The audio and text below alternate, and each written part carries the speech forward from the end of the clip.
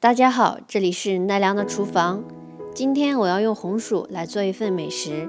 首先，我们把红薯去皮，红薯的皮比较厚，要小心一点，别刮到手了哦。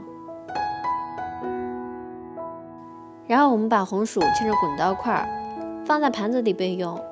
这个时候，我们在锅里加入一些油，要多一点哦。用筷子试一下油温。冒气泡的时候，我们就下入红薯，开始炸了。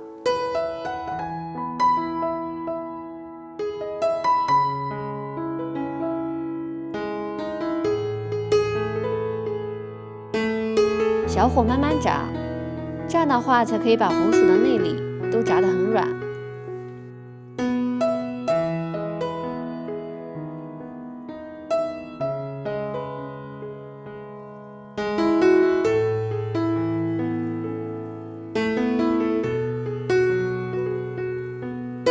我们可以夹起来一个试一下，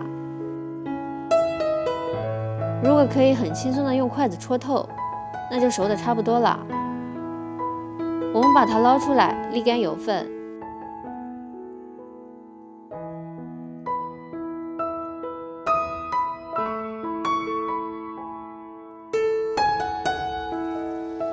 再重新下入红薯，这个时候开大火，2-3分钟就把它捞出来。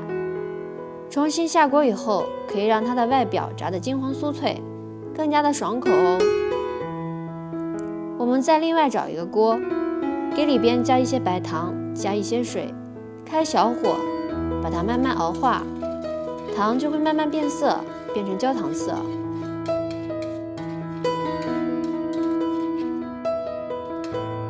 这会儿我们下入红薯，快速翻炒，裹上糖就可以出锅啦。